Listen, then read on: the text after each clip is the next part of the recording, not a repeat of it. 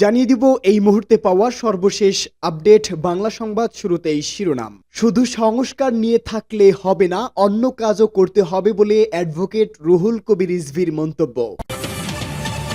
পরেই জানাবো ঢাকা অচল করতে অবরোধের ঘোষণা, 7 কলেজের শিক্ষার্থীদের অনির্দিষ্টকালের জন্য অবরোধ কর্মসূচি শুরু। এরপরেই জানাবো এবার চরমনাই পীরের সঙ্গে সাক্ষাৎ করতে যাচ্ছেন বিএনপির মহাসচিব মির্জা ফখরুল। জানাবো নির্বাচন বিলম্বিত করার কোনো সুযোগ নেই বলে আমির খসরু মাহমুদ চৌধুরীর মন্তব্য। এবং সর্বশেষ জানাবো ভুলে যাবেন না, যুদ্ধ করে দেশ স্বাধীন করেছি, ভারতকে হাফিজ উদ্দিনের হুঁশিয়ারি বার্তা। এতক্ষণ শুনছিলেন সংবাদ শিরোনাম, এবারে বিস্তারিত। শুধু সংস্কার নিয়ে থাকলে হবে না, অন্য কাজও করতে হবে বলে অ্যাডভোকেট রুহুল কবির রিজভীর মন্তব্য। বিএনপি সিনিয়র যুগ্ম মহাসচিব অ্যাডভোকেট রুহুল কবির রিজভী বলেছেন, সংস্কার একটি চলমান প্রক্রিয়া। শুধু সংস্কার নিয়ে থাকলে হবে না, পাশাপাশি অন্য কাজও করতে হবে। মানিকগঞ্জ জেলা শিল্পকলা একাডেমি মিলনায়তনে শহীদ রাষ্ট্রপতি জিয়াউর রহমানের 89তম জন্মবার্ষিকী এবং জিয়া স্মৃতি পাঠাগারের একযুগ পূর্তির আলোচনা সভায় প্রধান অতিথির বক্তব্যে তিনি কথা বলেন। রিজভী বলেন, আপনারা জুলাই ঘোষণার কথা বলবেন, অনেক সংস্কারের কথা বলবেন, কিন্তু মানুষের পেটে ক্ষুধা থাকলে এই ঘোষণা দিয়ে কিছু হবে না। কাজেই বাজার নিয়ন্ত্রণ করতে হবে, সিন্ডিকেটকারীদের ধরতে হবে, সাধারণ মানুষকে মোটা চাল ও মোটা কাপড়ের নিশ্চয়তা দিতে হবে। এটা জিয়াউর রহমান নিশ্চিত করেছিলেন। তিনি বলেন, আইন শৃঙ্খলা বাহিনীর সংস্কার করতে হবে, তারা কথায় কথায় যেন গুলি না করে। জনতার মিছিল, মানুষের মিছিল যে কোনো কারণেই হতে পারে। আইন শৃঙ্খলা বাহিনী সেখানে টিয়ারশেল মারতে পারে, লাঠি চার্জ করতে পারে, কিন্তু মিছিলের আওয়াজ শোনার সঙ্গে সঙ্গে গুলি করবে? তাই পুলিশ বাহিনীকে নতুন করে ঢেলে সাজাতে হবে, তাহলেই সবচেয়ে বড় সংস্কার হবে। মানিকগঞ্জ জিয়া স্মৃতি পাঠাগার আয়োজিত অনুষ্ঠানে আরো বক্তব্য দেন দলের অন্যান্য নেতারা। ঢাকা অচল করতে অবরোধের ঘোষণা 7 কলেজের শিক্ষার্থীদের। আজ সকাল 9টা থেকে বিকেল 5টা পর্যন্ত অনির্দিষ্টকালের জন্য অবরোধ কর্মসূচি ঘোষণা দিয়েছে 7 কলেজের শিক্ষার্থীরা। রাত 3টায় 7 কলেজের শিক্ষার্থীরা সাংবাদিকদের একথা জানান। শিক্ষার্থীরা আরো জানান, শিক্ষার্থীদের উপর পুলিশি হামলা এবং ঢাকা বিশ্ববিদ্যালয়ের প্রো ভিসি অধ্যাপক ডক্টর মামুন আহমেদের বিচার না হওয়া পর্যন্ত রাজধানীর বিভিন্ন পয়েন্টে অবরোধের ঘোষণা দিয়ে কর্মসূচি স্থগিত করেছেন 7 কলেজের শিক্ষার্থীরা। পাশাপাশি সকল পরীক্ষা বয়কট করারও ঘোষণা দেন এই কলেজের শিক্ষার্থীরা। এর আগে গতকাল সন্ধ্যায় 5 দফা দাবি নিয়ে 7 কলেজের শিক্ষার্থীরা প্রো ভিসির সঙ্গে আলোচনা করতে গেলে তিনি দুর্ব্যবহার করেন অভিযোগ করেছেন আন্দোলনকারীরা। এমন অভিযোগে সন্ধ্যা 6টার দিকে সায়েন্স ল্যাবরেটরি মোড় অবরোধ করেন তারা। এক পর্যায়ে প্রো ভিসি ডক্টর মামুন আহমেদকে ক্ষমা চাওয়ার জন্য সময় বেঁধে দেন 7 কলেজের শিক্ষার্থীরা। তাতে সাড়া না পেয়ে রাত 11টার দিকে ঢাকা বিশ্ববিদ্যালয় এলাকায় প্রো ভিসির বাসভবন ঘেরাও করার ঘোষণা দিয়ে মিছিল নিয়ে যান 7 কলেজের শিক্ষার্থীরা। খবর পেয়ে ঢাকা বিশ্ববিদ্যালয়ের শিক্ষার্থীরা আগে থেকে নীলক্ষেত সংলগ্ন ঢাকা বিশ্ববিদ্যালয়ের মুক্তি ও গণতন্ত্র তরুণ প্রবেশ মুখে অবস্থান নেন। দীর্ঘক্ষণ মুখোমুখি অবস্থানের পর ঢাবি শিক্ষার্থীদের ধাওয়ায় পিছু হটেন 7 কলেজের আন্দোলনরত শিক্ষার্থীরা। এক পর্যায়ে পুলিশের ধাওয়া ও সাউন্ড গ্রেনেডের মুখে 7 কলেজের শিক্ষার্থীরা ঢাকা কলেজের সামনে এসে অবস্থান নেন। পরে তারা আবার সংগঠিত হয়ে ঢাকা বিশ্ববিদ্যালয়ের শিক্ষার্থীদের ধাওয়া দেন। এই প্রতিবেদন লেখার সময়েও নিউ মার্কেটের সামনে সড়কে দুই পক্ষের মধ্যে পাল্টাপাল্টি ধাওয়া, বিক্ষিপ্ত সংঘর্ষের ঘটনা ঘটেছে। এই ঘটনায় এখন পর্যন্ত এক পুলিশ সদস্য সহ দুই পক্ষের কয়েকজন শিক্ষার্থী আহত হয়েছেন। তবে তাৎক্ষণিকভাবে সবার নাম পরিচয় জানা যায়নি। তবে ঢাকা মেডিকেল কলেজ হাসপাতাল থেকে প্রাপ্ত তথ্য অনুযায়ী সংঘর্ষের ঘটনায় আহত হয়ে হাসপাতালটিতে ভর্তি হয়েছেন 7 জন শিক্ষার্থী।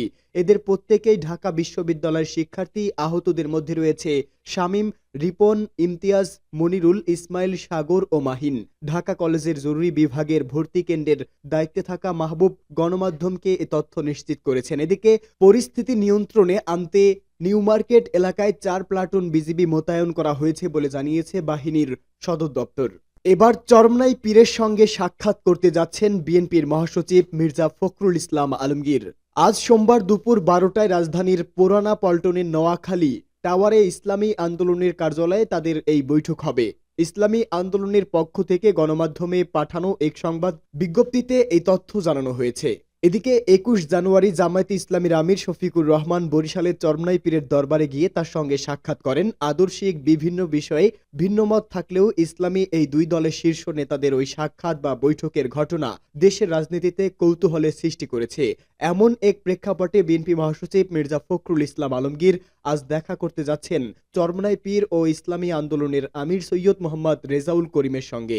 জাতীয় নির্বাচন লক্ষ্য করে জামায়াতে ইসলামী অন্য ইসলামী দলগুলোকে নিয়ে ঐক্যের চেষ্টা করছে এমন আলোচনা রয়েছে রাজনীতিতে। এদিকে জামায়াতের আমিরের সঙ্গে সাক্ষাতের পর ২৪ জানুয়ারি ঢাকার ইঞ্জিনিয়ার্স ইনস্টিটিউশনে এক অনুষ্ঠানে চরমনাই পীর বলেছিলেন, আগামী জাতীয় নির্বাচনে ইসলামের পক্ষে একক বাক্স দেওয়ার প্রচেষ্টা চলছে এবং এটি চলমান রয়েছে। এমন পটভূমিতে বিএনপিও বিভিন্ন ইসলামী দলের সঙ্গে আলোচনা শুরু করেছে। এরই মধ্যে ২২ জানুয়ারি খেলাফত মজলিসের শীর্ষ নেতাদের সঙ্গে বৈঠক করেছেন বিএনপির মহাসচিব সহ দলটির নেতাকর্মীরা। খেলাফত মজলিস একসময় বিএনপি নেতৃত্বাধীন ২০ দলীয় জোটে শরিক ছিল।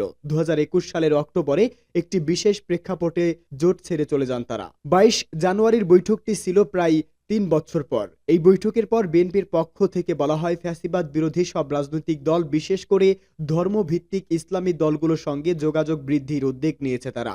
ইসলামী দলগুলোকে কাছে টানার চেষ্টার অংশ হিসাবে এসব বৈঠক করেছে দলটি। সংশ্লিষ্ট দায়িত্বশীল সূত্র জানিয়েছে, আগামী জাতীয় নির্বাচন এবং ৫ আগস্ট ছাত্র জনতার অভ্যুত্থান পরবর্তী রাজনৈতিক প্রেক্ষাপট দলগুলোর সঙ্গে যোগাযোগ বৃদ্ধির উদ্যোগ নেওয়া হয়। পর্যায়ক্রমে আরও দলের সঙ্গেও বৈঠক হতে পারে। নির্বাচন বিলম্বিত করার কোনো সুযোগ নেই বললেন আমির খসরু মাহমুদ চৌধুরী। নির্বাচন বিলম্বিত করার কোনো সুযোগ নেই বলে মন্তব্য করেছেন বিএনপির স্থায়ী কমিটির সদস্য আমির খসরু মাহমুদ চৌধুরী। তিনি বলেছেন, শেখ হাসিনা ও ফ্যাসিস্টের পতনের পরে বাংলাদেশে খুব স্বাভাবিক ছিল যে নির্বাচনের মাধ্যমে জনগণ তাদের মালিকানা ফিরে পাবে। সেটাই ছিল প্রত্যাশা। এই প্রত্যাশা এখনো জনগণের আছে, সুতরাং বিলম্ব হওয়ার কোনো সুযোগ নেই। আজ ঢাকার জাতীয় প্রেস ক্লাবে ন্যাশনাল পিপলস পার্টির আয়োজনে বহুদলীয় গণতন্ত্র ও স্বাধীন সার্বভৌমত্ব রাষ্ট্র প্রতিষ্ঠায় শহীদ প্রেসিডেন্ট জিয়াউর রহমানের ভূমিকা শীর্ষক আলোচনা সভায় প্রধান অতিথির বক্তব্যে আমির খসরু মাহমুদ চৌধুরী কথা বলেন, বাংলাদেশের মানুষের মালিকানা ফিরিয়ে দেওয়া ছাড়া গণতন্ত্রের অগ্রগতির কোনো সুযোগ নেই বলেও উল্লেখ করে আলোচনা সভায় আমির খসরু মাহমুদ চৌধুরী বলেন, নির্বাচন ব্যতীত আর কোনো পথ খোলা নেই। অন্য কোনো পথ খুঁজতে গেলে সন্দেহের উদ্বেগ হবে, জনগণ হতাশ হবে, বাংলাদেশের গণতন্ত্র আবারও মুখ থুবড়ে পড়বে। তিনি বলেন, আগামী দিনের পরিবর্তনের ক্ষেত্রে কোনো দল, কোনো ব্যক্তি, কোনো গোষ্ঠী যদি মনে করে একমাত্র তাদের চিন্তার প্রতিফলন ঘটবে, তারাই সিদ্ধান্ত নেবে এবং তাদের সিদ্ধান্তে আগামী দিনের বাংলাদেশ পরিবর্তন ও সংস্কার হবে, সেটা ভুল হবে। সংস্কারের বিষয়ে বিএনপির আগে কেউ প্রস্তাব দেয়নি বলেও মন্তব্য করেন আমির খসরু মাহমুদ চৌধুরী। তিনি বলেন, ৭ বছর আগে খালেদা জিয়া ভিশন ২০৩০ এর মাধ্যমে সংস্কারের প্রস্তাব দিয়েছেন। সেখানে ২ বারের অধিক প্রধানমন্ত্রী থাকতে পারবে না, ২ কক্ষ বিশিষ্ট সংসদ হবে। এছাড়া প্রধানমন্ত্রী ও রাষ্ট্রপতি ক্ষমতার ভারসাম্য কি হবে সেই প্রস্তাব আছে। এই প্রসঙ্গে বিএনপির এই নেতা আরো বলেন, ২ বছর আগে যুগপৎ আন্দোলনের সঙ্গীদের নিয়ে ৩১ দফা সংস্কারের রূপরেখা দিয়েছে বিএনপি। শেখ হাসিনার পতনের আরো ১.৫ বছর আগে। সুতরাং হাসিনা পরবর্তী বাংলাদেশে কি হবে, কি সংস্কার প্রয়োজন হবে, এসব দেওয়া হয়েছে হাসিনার পতনের আরো ১.৫ বছর আগে। সেই কথাগুলোই এখন আলোচিত হচ্ছে। এই আলোচনা বহু আগে হয়েছে। কিভাবে বাস্তবায়ন করব সেটাও বলা হয়েছে। আগামী দিনে জাতীয় সরকারের মাধ্যমে একটা বাস্তবায়ন হবে। আমরা তো জাতির কাছে প্রতিজ্ঞাবদ্ধ। তাহলে সমস্যাটা কোথায়? ভুলে যাবেন না, যুদ্ধ করে দেশ স্বাধীন করেছি, ভারতকে হাফিজ উদ্দিনের হুঁশিয়ারি। ভারতকে উদ্দেশ্য করে বিএনপির স্থায়ী কমিটির সদস্য মেজর হাফিজ উদ্দিন আহমেদ বলেছেন, নিজেদের পছন্দের নেত্রী বিদায়ী হওয়ায় গাত্রদাহ শুরু হয়েছে। এখন বাংলাদেশের ভেতরে প্রবেশ করে আম গাছ, বেল গাছ কেটে নিয়ে যায়, সীমান্তে কাঁটাতারের বেড়া দেওয়ার চেষ্টা করে। ভুলে যাবেন না, আমরা ৭১ সালে যুদ্ধ করে দেশ স্বাধীন করেছি। রাজধানীর সেগুন বাগিচায় ঢাকা রিপোর্টার্স ইউনিটিতে জাতীয়তাবাদী মুক্তিযোদ্ধা দল আয়োজিত এক আলোচনা সভায় তিনি এসব কথা বলেন। নির্বাচন প্রসঙ্গ টেনে হাফিজ উদ্দিন আহমেদ বলেন, আমরা সুষ্ঠু নির্বাচন চাই, অতি দ্রুত নির্বাচন চাই। নির্বাচনী ব্যবস্থার সংস্কারের জন্য ৩ মাস সময় যথেষ্ট।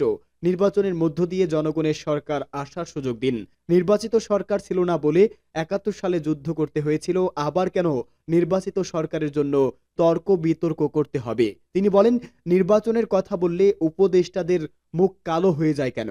মনে হয় আমরা কোনো অন্যায় দাবি করছি। বিএনপিকে ক্ষমতায় বসান সেটা বলছি না, বলবো আপনারা কোনো কিংস পার্টি গঠন করবেন না। যারা রাজনীতি করতে চায় তারা সরকার থেকে বেরিয়ে রাজনীতি দল গড়ে তুলুক, এটা বিএনপি স্বাগত জানায়।